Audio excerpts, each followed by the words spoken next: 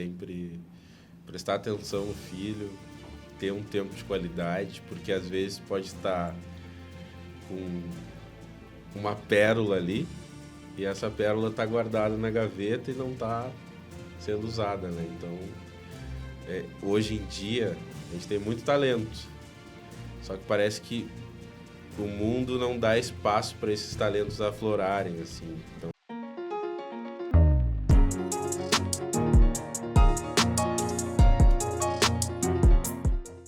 olá pessoal, sejam bem-vindos a mais um BAL Talks. Essa é mais uma iniciativa do Colégio BAL, do curso técnico do Colégio BAL. E vocês devem ter visto nos noticiários, né, o que tem acontecido, né, lá no Rio Grande do Sul, a situação que as famílias passaram. E hoje estou aqui com a Andréia, que ela está firme e forte aqui com a gente no podcast, né? Seja bem-vinda mais uma vez. Obrigada. Oi, gente, boa tarde, tudo bem? Prazer estar aqui novamente. Isso aí, a gente vai receber duas pessoas, assim, que a gente estando aqui em São Paulo, a gente vendo pela televisão, a gente vendo nos noticiários, a gente tem uma noção do que está acontecendo lá, né? Do que aconteceu no Rio Grande do Sul, da tragédia e tudo mais.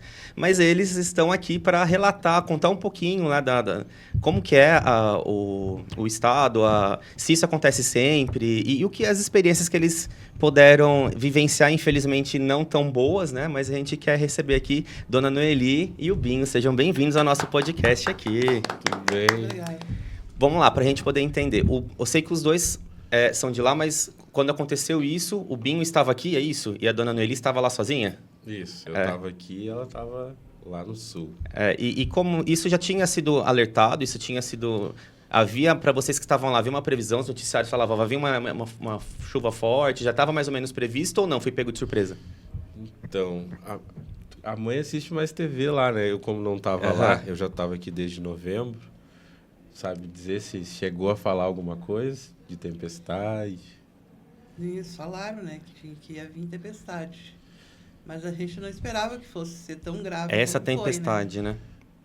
E isso é um fenômeno que acontece todos os anos. Pode chover, claro que não nessa magnitude, mas é uma coisa que nessa época sempre costuma ter esse período de cheia lá do Rio? Sempre. Não nessa magnitude de atingir as cidades que atingiu, né?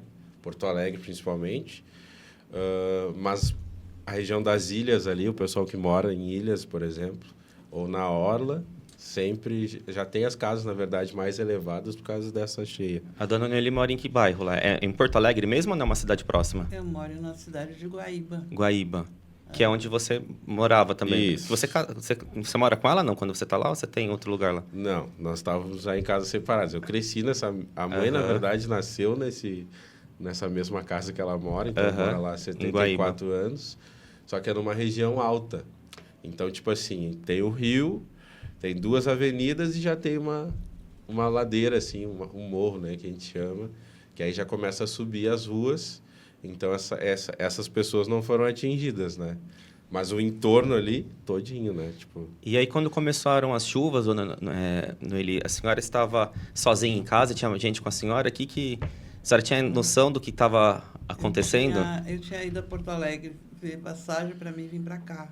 Um dia antes, né? Um dia antes. Mas já sabia disso ou não? Coincidiu? Já sabia que ia ter essa chuva, por isso a senhora estava vindo ou não? Forte assim, não, né? Ah, só coincidiu. Aí, no outro dia, quando a rodoviária já estava cheia. Já tinha enchido tudo d'água. Não deu tempo. Por um dia a senhora não veio antes? Por um dia. Caramba. Se ela vai comprar no dia seguinte, ela fica que não ia conseguir retornar. Eu não ia retornar de Porto Alegre para minha casa. Porque as estradas, elas romperam, né? Tipo, a água foi tão forte que levou estradas, levou ponte, levou... Ela teria ficado ilhada lá. Isso, então, e foi o que aconteceu, né? Quem era de Porto Alegre ficou ilhado e não conseguia voltar para Guaíba. E Guaíba era uma cidade praticamente, assim, de dormitório. Então, a maioria da população trabalha em Porto Alegre. É próximo, assim? Tipo, em 40 minutos. 40 minutos. De catamarã dá 20 minutos, né? Travessia. Então, a maioria da população trabalha em Porto Alegre. Então, teve gente que ficou uma semana sem conseguir voltar para casa, porque não tinha como atravessar. Foi trabalhar e não conseguiu voltar. Não conseguiu voltar, ficou longe de filho, de esposa, de marido, enfim. Eu tenho uma sobrinha que trabalha, ela é enfermeira, daí ela tem a mãe dela, que é minha irmã, no caso, é 87 anos, e ela teve que ficar presa lá em Porto Alegre, sem poder, só se comunicando por telefone com a mãe dela. Não conseguia voltar para casa também. E a senhora ficou presa lá? Quanto tempo demorou para a senhora sair de lá de Porto Alegre? Da casa dela, né? É, da sua casa, na verdade, de Guaíba, né? De Guaíba, De Guaíba. Aí de Guaíba foi um dia, né? Não, foi mais, né? Ele diz assim, desde que veio quando começou a chuva, a cheia. E aí a senhora querendo vir para cá... Eu não lembro, eu não sei a data dessa cheia, apesar de que tá na TV toda hora, eu esqueci. Mas ela veio 1 ou 2 dias antes do Dia das Mães, para cá, para São Paulo. Que já era a ideia que ela ia comprar passagem para vir, né? E como você ficou sabendo dessa... Ela que te ligou? Você ligou para ela ou pela TV? Pela internet, aí eu comecei a ligar. E, apesar de que eu sabia que aonde ela estava, a água não ia chegar, né? Mas mesmo assim dá preocupação, né? Dá preocupação porque aí eu comecei a ver... Não só preocupação com a minha mãe, né? Mas tinha amigo meu que estava perdendo tudo. Tava com água... Nossa...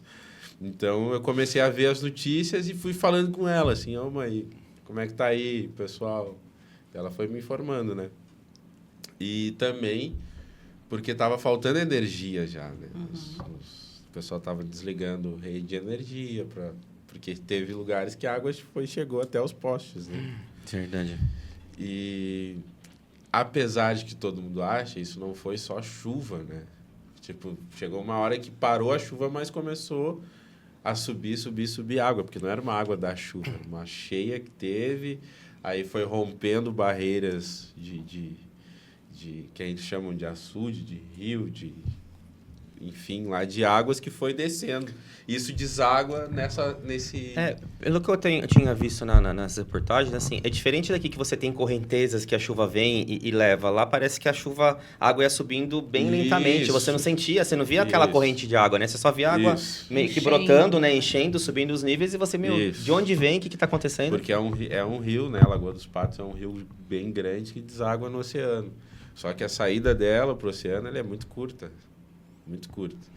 E aí, como foi um volume muito alto de água e uma falta de manutenção desses municípios, né, de drenagem de água, tinha água que estava subindo, que na verdade tinha regiões de Porto Alegre que a água não vinha do rio, ela vinha dos bueiros. Né? Então encheu tudo lá embaixo, foi subindo o que tinha. As máquinas de drenagem, elas não funcionavam, e aí foi virando um caos. E Guaíba, a mesma coisa. Teve uma região de Guaíba que foi muito afetada, que é a Coab Santa Rita, né? Que aí ali o pessoal, que apesar de que não é perto do rio, ela tem um valão que deságua todo esgoto no rio. E aí, como o rio estava cheio, o que aconteceu? Esse valão encheu e os bueiros começaram a transbordar e rapidamente encheu as casas lá. Você falou que tem amigos que perderam tudo? Tudo. Tem uma prima minha que perdeu tudo, né? Ela mora na Coab Santa Rita. É muito baixo também o lugar. Ela perdeu tudo.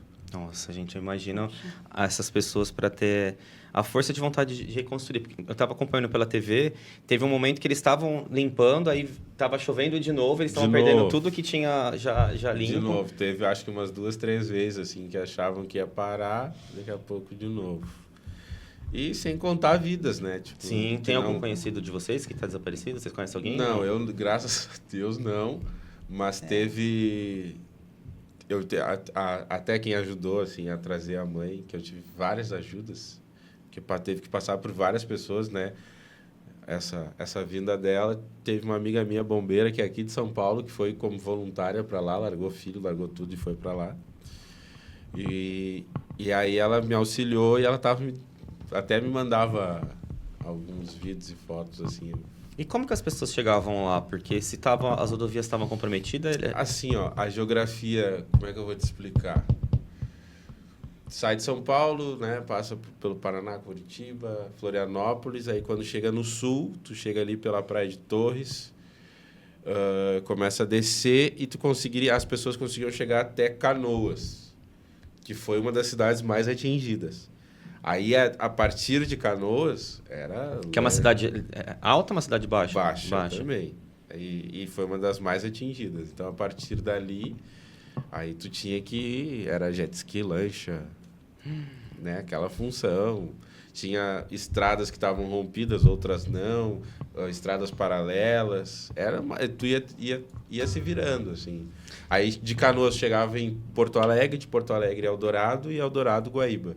Só que Eldorado e Guaíba ficou muito tempo sem conseguir ter essa passagem terrestre. Então, o que aconteceu? Eldorado foi, se eu não me engano, a cidade mais atingida. Ela sumiu do mapa. Então, foi muito resgate de helicóptero, tirando o município inteiro de helicóptero, levando para Guaíba. E você conseguiu trazer sua mãe quando? Foi depois da Dia das Mães? Ou... Foi antes. Você conseguiu trazer antes? 2 dias antes, né? Antes, né? Uns 2 dias. Então, eu tinha alguns amigos, né, que estavam fazendo esses resgates. Tinha Pedro Scooby, aí tava o helicóptero Neymar, aí eu tinha uma amiga que era muito próxima da família. Ela, quem sabe a gente não consegue tirar tua mãe de lá. E eu tentava explicar, vocês fiquem tranquilos, porque que eles estavam muito preocupados, né? Tipo, meus amigos daqui. Que lá é alto onde a minha mãe tá. Mas eles estavam querendo a todo jeito tirar ela de lá. Daí tentaram de helicóptero, só que eles estavam exatamente nesses dias ali, esses 3 dias, eles já tinham feito muitos resgates de pessoas.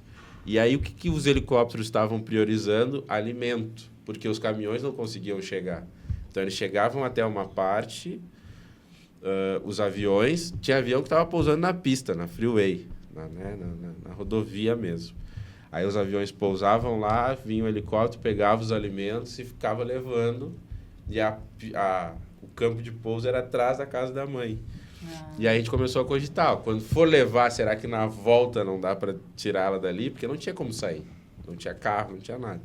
Só que aí passou, acho que uns 2, 3 dias disso, que a gente foi tentando. Começou a liberar caminhão, porque eles reconstruíram essa parte da estrada de uma maneira bem rápida, mas assim, madeira, botaram umas coisas só para passar caminhão bem controlado. Não saía carro, a não ser que fosse algo tipo muita emergência, então que não era o caso da mãe. E aí essa minha amiga foi tentando, não conseguiu com o helicóptero, só que a gente foi tendo vários contatos que foram chegando e chegou dessa pessoa que trabalhava no Corpo de Bombeiros e estava fazendo resgate. Daí ela falou, começou hoje a sair umas lanchas para trazer o pessoal que não consegue voltar de Guaíba para Porto Alegre e vice-versa. Se a tua mãe quiser vir daqui 1 hora aqui, tem um barco para levar ela. Eu falei, tá com as coisas prontas? Se não está, já providencia. Ela ficou quantos dias lá ilhada? Você lembra? Desde que começou até o dia até um dia antes. Acho que uma semana, né? Acho que se eu não me engano, aconteceu dia 3 ou 4 de maio, né? Acho que foi o próximo final de semana depois do feriado, né? O feriado de 1º de maio foi numa quarta, já então, no final de semana, né? Foi uma semana. Dia 4 ou 5, né? E ela já estava com a passagem comprada, e aí eu falei, não, agora como é que tu vai sair? E ela foi resgatada então de barco, é isso? Aí da casa dela, como era no alto, até o rio, é rapidinho, a pé. Né? Tanto que ela trabalhava lá, perto. Eu falei, tá saindo uns barcos ali dos bombeiros do catamarã. Tu consegue descer até ali a pé? Só que não ia dar tempo, acho que eu ainda consegui até um Uber. Peguei Uber. Consegui um Uber, pegou ela e largou ela lá. E aí eu só ainda falei, tira uma foto disso, que eu preciso ter registrado essa tua saída. Mas é aquilo que eu tava falando, né? A primeira canoa que eu entrei para ir no bote, que era inflável, aí eles mandaram a canoinha de pescador, que é uma coisinha de madeira assim, eu não vou sair. Meu Deus! A moça disse assim, a senhora não vai nisso aqui, a senhora vai até ali o barco inflável, porque não podia vir, não tinha profundidade para o barco inflável vir, né? Chegar ali e sair para o barco inflável. Tá, mas eu estava falando ali que eu queria que tivesse esses colete à prova-vida, e não tinha. E aí a gente ia, aquela água vinha, batia assim na gente, a água bem pertinho. É que na verdade os coletes, né, Aí eu eles fui deviam ficando estar usando para Resgates mais profundos, né? resgate profundo. E como eu era uma equipe já, né, segura para fazer essa travessia, aí eles até têm a foto. Depois eu mando para vocês. Se quiserem legal, botar, Sim, vocês- a gente vai colocar aqui. Tem a foto dela, que eles estão segurando ela, tá no meio, né? E aí levaram ela, acho que foi só tu? Ou Não, tinha mais tinha gente? mais, tinha acho que uns 5. Não, Um eu digo... casal na minha frente, Ah, tá, que- sentado na frente, eu no meio, botaram bem num banco, bem no E meio. eles foram segurando, né? Uhum. Tá. E a senhora morrendo de medo. Ficou com medo Mas nessa. depois eu fiquei com medo. Ainda mais que eles procuravam um barco, isso eu nem te falei. Que eles procuravam alguém deles que atravessou, eles não enxergavam a volta e nem ida do tal de barco esse lá. E aí eu fui, meu Deus, eu fui ficando com medo, né? Sim, Olha, uma atravessar situação o Rio que Guaíba. dá medo. Aí chegando lá, Cheio d'água, pelo amor de Deus, Gloriera. tinha tinha todo um cenário de guerra, né? Tinha tendas montadas já, com Mantimentos, agasalho. mantimentos, eles Eles ganhavam davam lanche lanche, pra a pessoa gente. que chegava ali, porque tinha gente que, como vinha de Eldorado, que eram resgatados, tinha gente que não estava comendo há muito tempo. Nossa. Sim. Então aquilo ali era um ponto que chegava gente doente, né, de tudo que era jeito. E eles faziam uma triagem, mediam pressão, tudo mais. Só que aí, como a gente estava fazendo uma aventura, e essa viagem dela, ela ia fazer toda sozinha e eu guiando ela por celular. Né? Se perdesse o sinal, já era um Mas eu- desespero. Tu vai continuar? Pode contar, Pode contar. da tua versão. Mas eu, né, tive que... eles queriam saber, porque eu tenho a pressão muito alta, né? Tem problema de pressão. E ela é meia... Sobe, sabe? Aí quando a moça disse assim, a enfermeira veio, nós temos que fazer uma triagem, a senhora tem que ver a sua pressão. Aí eu disse, meu Deus. Aí eu disse para ela assim, olha, eu vou dizer uma coisa, minha pressão é meia louca, né? Ela vai estar alterada, ainda mais que eu estava preocupada nesse barco aí. Mas eles queriam saber onde é que estava o meu filho. Aí eu peguei e disse, meu filho agora, depois que eu passar aqui, ele vai mandar um Uber para me pegar, para me levar para casa dele, que é em Gravataí. Só que E isso eles não estava estavam aqui nada... em São Paulo. Eu Não nem era fazia, nada. nem tinha nem noção disso, que ela tinha dito isso. E nem que eles iam ter essa triagem lá, porque a gente não Mas eu tinha também não notícia sabia. assim. Ah, porque se ela não falar isso também, ela não ia conseguir vir. Não, porque eles estavam, tipo assim, era muito rígido. Queria uma pessoa aqui comigo. Pra né? acompanhar. E aí, Ah. eles me ligaram do celular dela. E aí, um rapaz falou comigo, disse assim, você tá onde? Você vai buscar a tua mãe, não sei o quê. E aí, eu, na hora eu já pesquei, né? Aonde você pode largar ela? Aí ele me disse um endereço que eu já conhecia. E aí ele falou, a gente pode levá-la nesse endereço. Aí, nisso, E desligaram, porque era uma correria, assim, dava pra ouvir barulho de É muita gente. ambulância e coisa. Tudo emergencial. Né? E aí eu perguntei pra mãe quanto tempo, ela não sabia. Aí eu fui catar pra ver se existia Uber trabalhando em Porto Alegre. Aí encontrei um motorista e esse motorista foi até o local. Chegou lá, ele me disse, tá vazio isso aqui, tá deserto, não tem ninguém. Aí eu, não, a minha mãe tá chegando aí de carro, vão deixar ela aí, eu preciso que você leve ela pra Gravataí. Mas se você precisar cancelar a corrida, eu vou entender. Depois eu vejo outro, se acho outro. Porque eu não sei quanto tempo ela vai demorar. E aí foi que demorou e eu cancelei. Só que eu tinha pego o WhatsApp dele. Aí passou acho que uns 20 minutos, a mãe chegou lá. Só que outra pessoa me chamou no WhatsApp dizendo assim, era um voluntário, tinha muitos voluntários. Eu tô aqui com a tua mãe, uma senhora, era uma mulher, É uma senhora. Tô aqui com a tua mãe, você vai buscar ela onde, como é que é, vou largar ela ali. Aí ela foi me acompanhando por telefone. Quando chegou lá, o rapaz ainda tava lá do Uber. E aí ele se apresentou para a mãe e levou ela até Gravataí. Gravataí, de Porto Alegre, geralmente demora, sei lá, 40 minutos. Demorou acho que 1 hora e pouca, né? Porque ele teve que fazer um trajeto muito mais diferente né? Mais longo, porque se fosse pelo tradicional ia estar todo alagado. E aí ele me mandou a localização dele, me explicou para eu não me assustar, e aí ele foi até esse posto de gasolina em Gravataí, da onde estavam saindo os ônibus, para fora do Rio Grande do Sul. Saía um ônibus para Florianópolis, que era a única forma de sair do estado, era através desse ônibus. E aí, estava muito difícil de comprar passagem para esse ônibus. O sistema estava sobrecarregando, é um caos. Eu comprei 3 passagens desse ônibus. E mesmo assim, eu achei que não estava comprada a passagem e procurei uma empresa, que é o BlaBlaCar, de carona. Agendei uma corrida nesse BlaBlaCar, que tinha uma moça que ia sair dali. E aí foi uma loucura, né? Porque aí a mãe chegou lá e disse assim, não, tem energia no posto, tá, a conveniência está funcionando, eu vou comer alguma coisa aqui. E tipo assim, ia demorar acho que umas 4 horas, né, mãe? O ônibus ia demorar. Era meia-noite o ônibus. Só que saía de lá.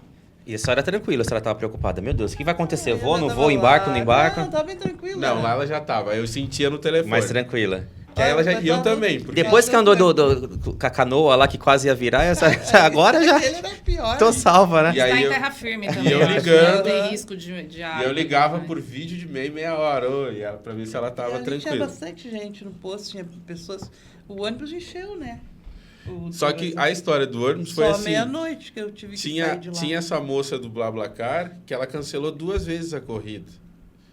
E me contou sempre uma história muito estranha. Mas era o que eu tinha, né? Uhum.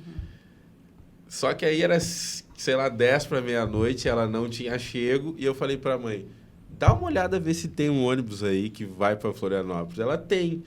Aí o motorista já pegou o telefone e disse assim, você tá com a passagem dela aí? Eu tô.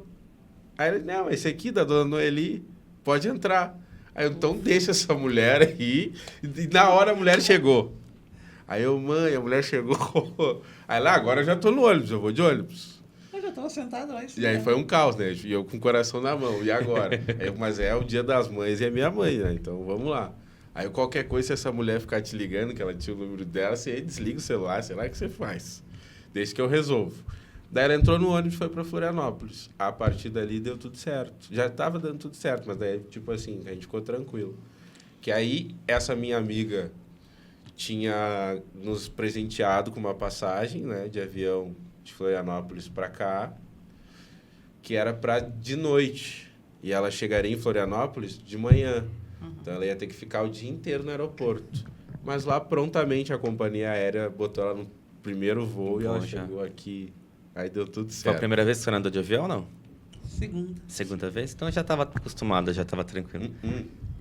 Terceira já. Terceira, Não, e aí chegou a hora que ela chegou aqui, aquele alívio, né? Aquele alívio. Aí... daí não, só que a mãe não conhecia São Paulo, tinha esse detalhe, né? Aí eu disse pra ela assim, se eu for te buscar no aeroporto, eu vou gastar muito de Uber e de volta. Então faz o seguinte, chama um Uber daí, né? Foi isso, né? Uhum. E aí eu chamei pra ela. E aí, que ela não conseguia chamado dela. Só que aí eu dizia assim, mãe, você tem que esperar no ponto tal e ficar esperando. Só que ela não entendeu que o aeroporto aqui era gigante, que era Guarulhos, e tinha milhares de pontos iguais. A sorte que o motorista foi muito paciente. Ele girou umas 3 vezes ali o aeroporto para achar ela de fato. E aí trouxe ela... Sim, segurança, ainda disse assim, nossa, quando chegou, você é corajoso de deixar sua mãe vir sozinha de lá, porque ela contou toda a história, né? Daí eu disse, não, corajosa é ela que quis vir, né? Então, é uma grande história do Dia das Mães que a gente tem, que não vou esquecer. Que bom que deu final feliz, né? E que bom que tinha muita gente fazendo bem ali, né? Não, os voluntários. E o melhor ajudando. foi que esses voluntários, tanto o rapaz do Uber quanto essa moça, a voluntária que deu a carona, quando ela chegou, eu mandei foto. Chegou bem. Então, tipo, eles nem esperavam que eu fosse mandar essa foto, se emocionaram, agradeceram. Foi bem legal. Foi uma viagem meio tá? Eu imagino. Tinha que ter coragem. Sim, a senhora foi muito corajosa também, né? Ele foi corajoso em fazer o processo, a senhora em enfrentar, topar, né? Sozinha, né? Sozinha, vamos. Quero chegar aí. Não sou nenhuma guriazinha mais. Que bom. Digo pra eles. Mas é que eu sempre fui decidida na minha vida. Que bom que deu tudo certo, né? Sempre tive que enfrentar as coisas e saber como enfrentar. Que desafio, né? Foi legal. E qual que é a mensagem, dona Noeli, que a senhora deixa para as pessoas que enfrentam esse tipo de situação? A mensagem, assim, para o pessoal do Sul, Sim. que Deus nos Senhor dê muita força para eles, coragem, para eles resolver a vida deles, né? Foi uma coisa muito difícil. Tá ainda difícil. Mas Deus vai recuperar. Tenho muita fé. É difícil porque foram vários sustos, né? O primeiro com a água subindo, as pessoas sem saber o que estava acontecendo, aí as pessoas perderam tudo. Depois foi o que o Telbinho falou, que no caso da senhora, graças a Deus, a senhora morava no lugar alto, mas não tinha circulação. Então não chegava alimento, né? Começou a acabar os alimentos, começaram a chegar, né, as necessidades pessoais, né? E aí a gente ficou sabendo das coisas também pelos minha sobrinha, pelos o que estava acontecendo. Aí elas diziam assim: tia, enquanto puder ficar aí, fica aí com teu filho. Seguro aí, né? É. E agora a questão das doenças, né? Que começaram a ter... E outra, né? Até o Estado, a economia do Estado voltar, porque a gente fala muito das famílias que perderam casas, né? Mas as indústrias que não existem mais, como é que essas famílias vão trabalhar? Tem gente que perdeu, além da casa, o emprego, porque... Eu vi um estúdio de fotografia que o cara tinha lá no Porto Alegre, que judiação.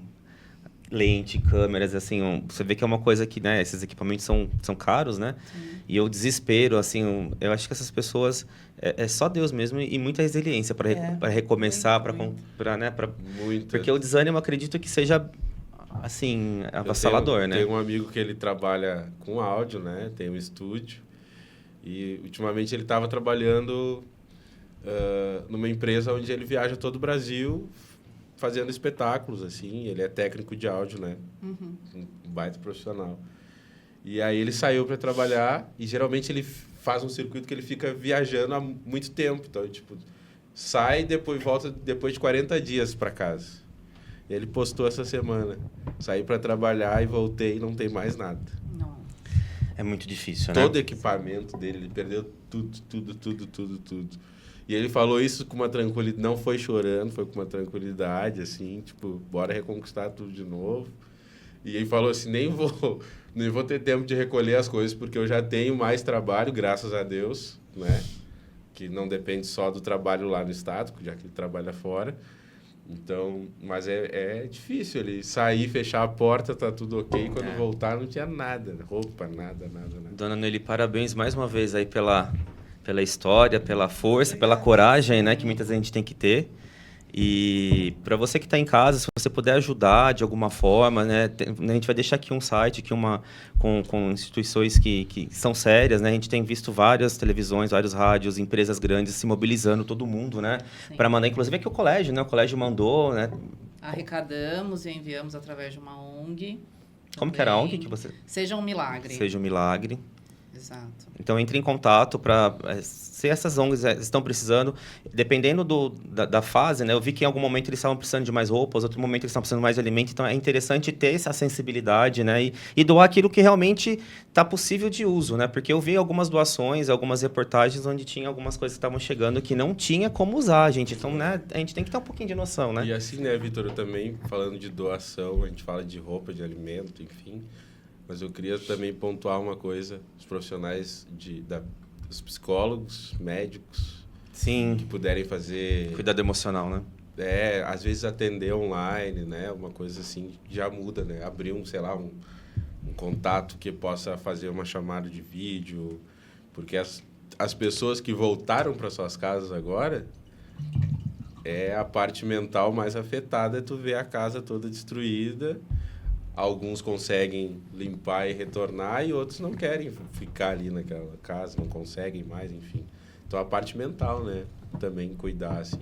Sim, faz todo sentido. Esse apoio emocional. Porque os profissionais de lá, eles também perderam, né? Então, a gente precisa de profissionais de fora para dar um apoio agora. Com certeza. Bom, a gente vai mudar um pouquinho o assunto, né? Afinal, nosso abraço aí para os amigos do Rio Grande do Sul, a todo o pessoal, nossa solidariedade aí do colégio, sim, da equipe do Colégio Baldo, do nosso podcast.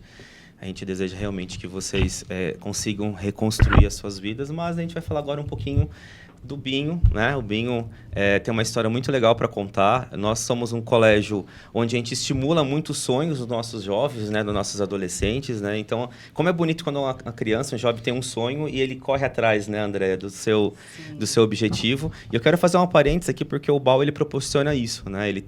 É um colégio completo, né? Eu falo que se eu tivesse a oportunidade eu gostaria de ter estudado no colégio igual ao BAU, porque é bilíngue, então você já sai com inglês garantido, né? A gente tem casos de sucesso aqui de alunos nossos que nunca fizeram inglês fora, foram fazer intercâmbio e se saíram super bem, né? Temos o curso técnico também, assim, que é voltado para inovação, tecnologia, com administração, gestão, é tudo num curso só, onde a gente trabalha todas essas qualidades, né? Esses elementos são fortes. O seu filho, né, vai sair daqui um profissional apto para enfrentar o mercado de trabalho e, claro, que prepara para o vestibular, né? Então, o colégio também ele tem essa vertente para o vestibular. Então, a gente fala que são 3 vertentes em uma só, né? Ao invés de pagar um bom curso, um bom curso técnico, um bom inglês, faz tudo aqui no BAU, né, André? Aqui é integrado, né? O currículo é integrado. Inclusive, essa semana estamos em simulado do Enem, né? Aconteceu e a gente simula, de fato, até a realidade ali do ambiente. Então, é justamente isso, levar a vivência para a sala de aula, para o ambiente do colégio, que é o que eles vão enfrentar aí na vida. Isso aí, então eu convido vocês a vir conhecer, né, o colégio, entre em contato pelas redes sociais do Colégio BAU, marque uma visita, venha bater um papo aqui com a nossa diretora pedagógica, a nossa diretora administrativa, a equipe, a coordenação, está todos de braços abertos aqui para receber, né? E a gente fala muito sobre sonhos aqui no colégio, né? E o Binho, ele tinha um sonho desde criança, né, Binho? Conta pra gente aí, qual que era o seu sonho aí como criança? Inicialmente era ser jogador de futebol, né? Como todo bom menino, né? Todo bom garoto quer ser jogador de futebol. E a mãe que lute para realizar esse sonho, né, mãe? A minha mãe foi bem parceira, inclusive, nesse sonho. Porque ela e meu pai eles me acompanhavam nos campeonatos. E aí sempre tinha o jogo dos pais. E a minha mãe era goleira do jogo das mães. Olha só! Era bem parceira, né? E era uma boa goleira, todo mundo elogiava ela. Mas aí, em algum momento, esse sonho acabou perdendo força para a realização de outro sonho, né? E foi rapidinho, assim, na verdade. Acho que com 7, né, mãe? 7, 8 anos eu já parti pro violão. Quem te deu o violão? Inicialmente eu ganhei uma sanfona, que lá a gente chama de gaita, né? E aí não deu certo. E aí a mãe arrumou um violão emprestado primeiro, porque eu falei que queria aprender violão. Daí ela, vou arrumar um emprestado para ver se... Aí emprestaram, a Vera nos emprestou um violão. Tinha da filha dela. E aí eu fiz as primeiras aulas, deu certo, aí depois a mãe me deu o violão. Mas você teve incentivo de alguém? Você se inspirou em alguém? Você viu alguém tocar? Então, eu estudei numa escola que se chama Padre José Eichenberg, que era bem parecido com a BAU. E lá a diretora era musicista, né? Então a gente tinha o coral da escola, então tinha bastante atividade artística que eles me incentivaram demais, assim. Então, na própria escola, né? Comecei na escola, na verdade. E... Isso com quantos anos você tinha? É que nessa escola eu estudei desde os 3 anos. Então, já cresci dentro da escola. E aí, quando eu comecei com o instrumento, tinha 7, 8 anos. E aí, ali eu já achei colegas que também tinham o mesmo interesse, já formamos uma bandinha de escola e aí já... E aí já foi. Daí já foi, Os ensaios em casa, na casa da mãe, a mãe doida, querendo ver novela. Não foi na minha, né? Não foi na minha, porque tinha ali alguns colegas que já tinham estúdio em casa. Ah, legal. Já era uma coisa mais profissional, né? De garagem, não. Apesar de que no nosso caso era na garagem. Depois evoluiu para o estúdio. Na casa da Luísa, uma amiga nossa. E o pai dela já tocava e tudo mais. E tinha um ritmo assim? Alguém que você já admirava? A gente na época, né? Tinha, sei lá, que a gente tocava, mas acho que era rock, assim. Na minha época era só o rock, era o que tava em evidência, assim, né? Então, primeiro o instrumento foi a sanfona e depois o violão. Mas a sanfona... Não chegou a aprofundar. Não aprofundei, aí ganhei o violão, aí foi. Daí fiz aula, não muito tempo também, né?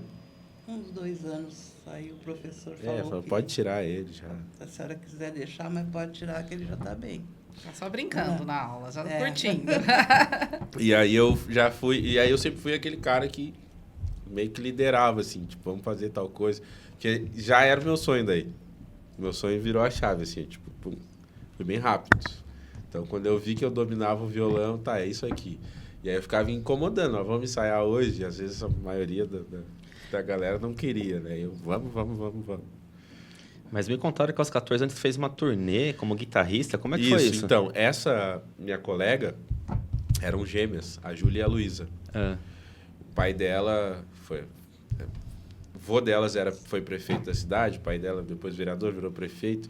Então, eles tinham bastante relacionamentos, assim. O irmão dela mais velho tinha uma banda de reggae. E essa banda já estava acontecendo, né?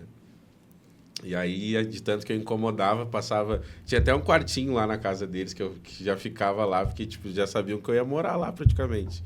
Porque tinha os instrumentos, coisas que eu não tinha, tipo guitarra, baixo, bateria. Então, o meu contato com instrumentos era lá. E aí, de tanto que eu comecei a tocar, um dia o Pedro falou, cara, a gente tá precisando de um guitarrista baixo, não quer fazer um teste com a gente? Daí eu tinha 12, né? 13, eu acho. Era bem novo. Era bem novo, né? E aí eu fiquei ensaiando com eles 1 ano, mais ou menos. Até que um dia eles falaram, ó, vai ter uma série de shows no Rio Grande do Sul. E... Aí eles foram falar com a mãe, lembra? Eu ainda disse pra eles, olha, ele só tem tamanho, ele é bem novinho. A mãe toda preocupada. Mãe é mãe, né? O bebê. Mãe é mãe, né? Fui. E aí quando eu entrei na van com eles, comecei a viajar, ônibus e tudo, aí, pô, isso que eu quero. E aí eu fiquei tocando com eles até os 17. Depois, eles mesmos me incentivaram, ó, tem que montar um projeto teu. E foi um projeto solo. Que a gente te ajuda. Me ajudaram, aí eu fui... Que a banda era de reggae deles, né? Então eu saí de uma banda de escola de rock, fui pro reggae. Só que aí eu não queria seguir no reggae. Daí, na época, tava muito famoso o Seu Jorge, um som mais balançado. E aí eu fui para esse lado, deu muito certo. E aí depois comecei a fazer voz e violão nos bares, fiquei 20 anos fazendo isso. Até hoje. Agora dei uma aliviada, mas eu fiquei muito tempo fazendo. E aí foi que foi. E aí eu vou fazer uma pergunta que eu acho que é muito importante para quando você tem um sonho. Quantos não você recebeu na vida? Porque às vezes a pessoa desiste no primeiro não, né? Recebi um ontem e um hoje, inclusive.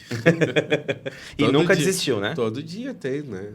Mas faz parte do negócio, eu acho que em todas as profissões, né? Sim. Tu oferece um produto, oferece pro Vitor, o Vitor pode falar, não, ofereço para ti, ó, achei legal, quero. Então, acho que o segredo do sucesso, claro que a qualificação, tu estudar, buscar conhecimento é ótimo, é essencial, na verdade. Mas a persistência, se não tiver, pode esquecer. Tem amigo meu que eu vejo que, eu quero ser músico, aí pergunta, como é que tu conseguiu tal coisa? Eu olho para ele, fiquei tentando há muito tempo. E a mãe sempre lhe dando força, não desiste, filho, vamos lá. Sofre muito, meu Deus. Porque a gente não largava ele, a gente sempre acompanhou ele. E ele sempre viajando, trabalhando. Mas eu acho que tanto na música quanto no futebol, o segredo dos grandes é a família, é a base, acompanhar. Se tu for ver Neymar, o pai dele tá do lado. Se tu for ver Ronaldinho, perdeu o pai, mas o irmão tá do lado. Se tu for ver, sempre tem alguém do lado. Pois é. Né, é difícil para mim, que fico lá, sabe? Quando ele veio para cá. Quando ele vinha para São Paulo, Rio, que ele já veio mais de uma vez, aí eu tinha o meu marido, tinha o pai dele, né? E quando eu me vi que meu esposo faleceu, meu Deus, vai ficar eu e o Binho. Eu pensava, né? Aí fica mais complicado. Porque sempre uma ajuda do lado. Assim, ele era muito bom pra gente, ele tinha uma paixão por ele, que nem sei. Meu então, pai era... É o que ela quer dizer que meu pai era, vou resumir, era o Francisco dos Dois Filhos de Francisco. Né? Era basicamente isso, né? Tipo, eu ia tocar à noite, ele ia estar aqui na frente do lugar. O Negão é bom. Não, o Negão é bom. Vocês não vão entrar? Vocês não vão ir? Comprando a ficha lá para ligar pra rádio. Às vezes... Tanto que tem uma história que, quando eu levava o pai nos shows, eu dizia pra mãe, segura ele. não deixa ele ficar incomodando as pessoas que estão assistindo. Queria de mesa em mesa perguntar. E às vezes eu estava tocando, eu olhava para a mãe e ela já sabia que ela tinha que dar uma segurada nele. Era muito louco, né? Muito incentivador, assim, tipo. Teve lugares que eu fui tocar que a gente não tinha dinheiro para pagar o hotel, a gente tinha que acampar. Então era uma semana a mãe e uma semana ele acampando comigo lá para eu poder fazer os shows no litoral. Então a gente passou por tudo isso. Mas eu acho que isso aí é o mínimo, né? Não vou dizer que não tenha casos de artistas que não têm essa base e deu certo. Tem, mas é bem difícil. Se não tiver apoio, assim, a pessoa não parece que fica patinando. E hoje, como que tá os projetos do Binho? Então, já eu tive essa experiência. Dos 14 até... Nossa, tô velho. Dos 14 até os... Tô com 33, né, mãe? 33. 33. É a mãe que tem Fiquei que dizer fazendo...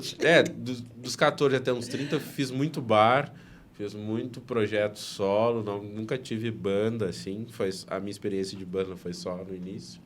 Sempre fui sozinho, que é mais difícil. Sim.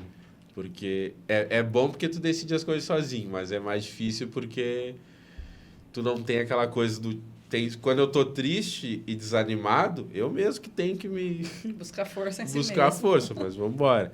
Então, até os 30, mais ou menos, eu foquei bastante nisso, porque quando chegou nos 30, veio pandemia, eu vi que o cenário todo mudou. Mas eu sempre tive uma coisa muito empreendedor no meu negócio, um olhar um pouco diferente. Eu acho que até às vezes eu faço isso melhor do que a música em si, mas enfim. E aí eu olhei que a coisa ia mudar e eu vi que tinha uma pausa e que era o momento de talvez mudar a direção de algumas coisas. Aí tive a música que eu gravei com Julia Marley, gravamos o clipe, inclusive gostaria de agradecer o Vitor e o Leandro, que participaram.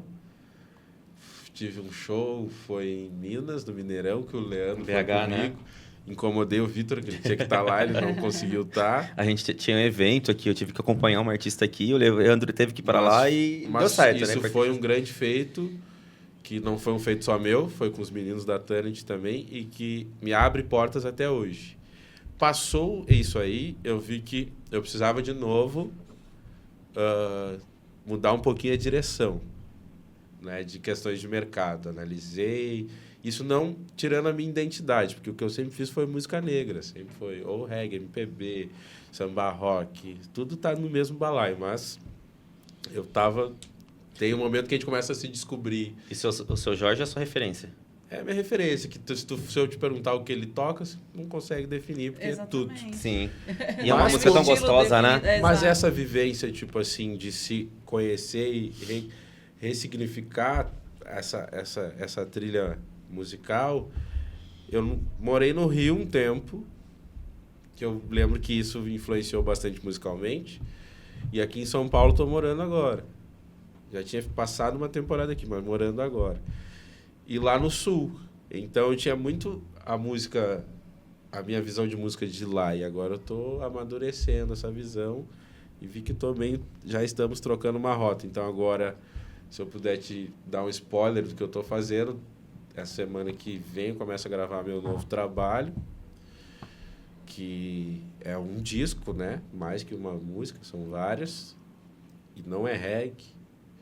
Então a gente vai caminhar por um outro trajeto, claro que sempre vai ter um pouquinho de identidade do passado. Sim. Mas aí eu sigo me descobrindo, né?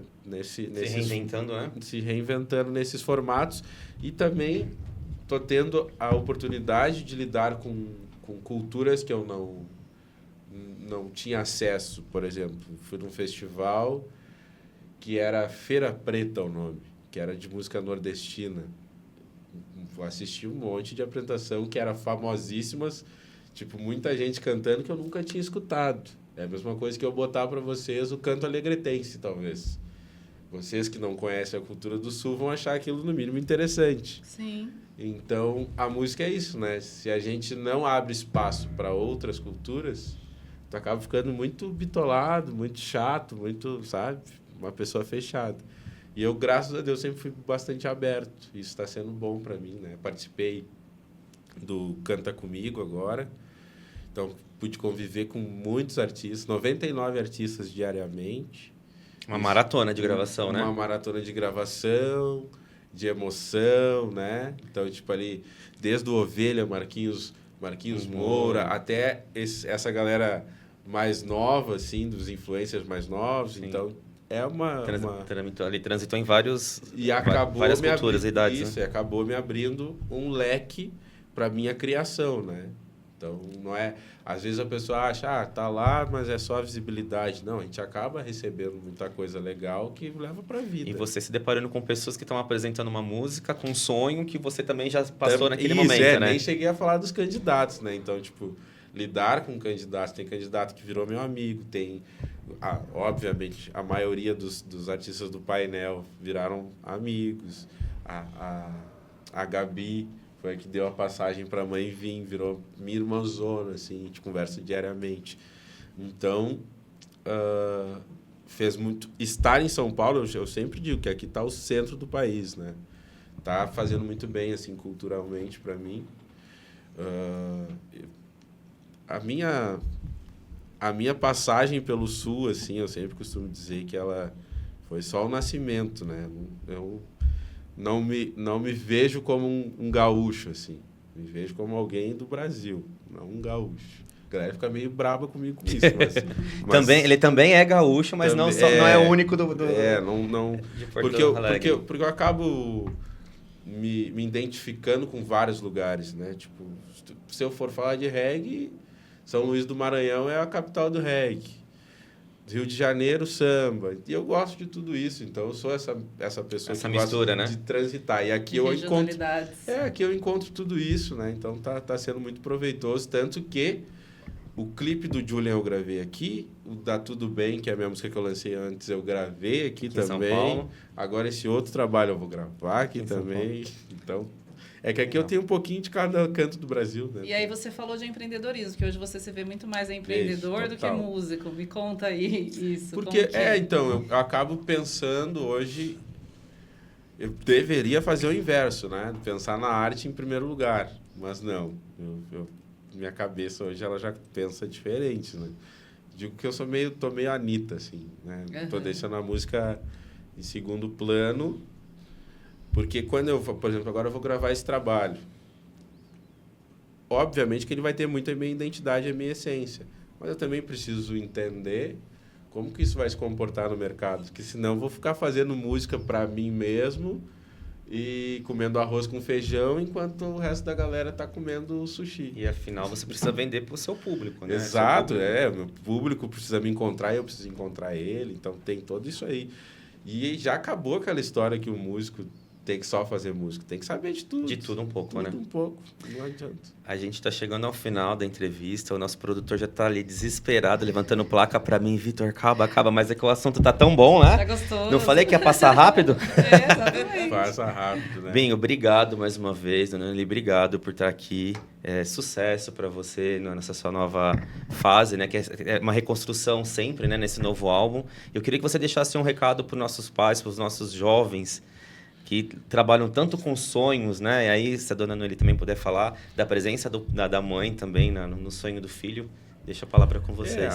A minha mensagem é sempre para os pais, eu vou deixar essa mensagem, que é sempre prestar atenção no filho, ter um tempo de qualidade, porque às vezes pode estar com uma pérola ali e essa pérola está guardada na gaveta e não está sendo usada, né? Então, hoje em dia, a gente tem muito talento.